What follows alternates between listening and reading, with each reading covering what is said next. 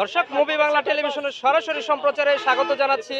এই মুহূর্তে আমি দাঁড়িয়ে আছি ঢাকা ময়মনসিংহ মহাসড়কের বাগের বাজার এলাকায়। এখানকার বেশ কিছু কলকারখানা খোলা থাকলেও আজ থেকে শুরু হয়েছে ছুটি। পবিত্র ঈদ উল ফিতরকে সামনে রেখে গরমুখ মানুষের যে ছোট চলা আপনাদেরকে দেখানোর চেষ্টা করছি।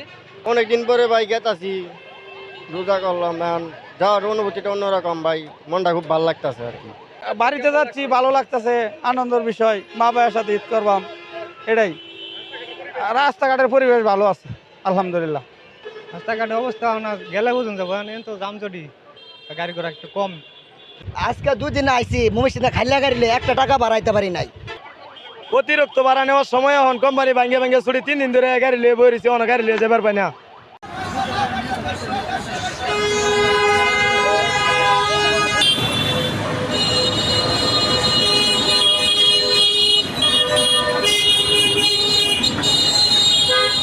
হাইওয়ে পুলিশের সাথে আমরা কথা বলেছি।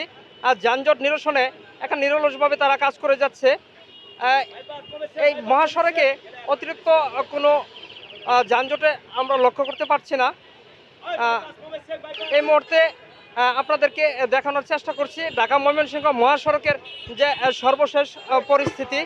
দর্শক, এই ছিল আমার কাছ থেকে ঢাকা ময়মনসিংহ মহাসড়ক বাগের বাজার এলাকা থেকে এহসানুল কবির, মুভি বাংলা টেলিভিশন, গাজীপুর।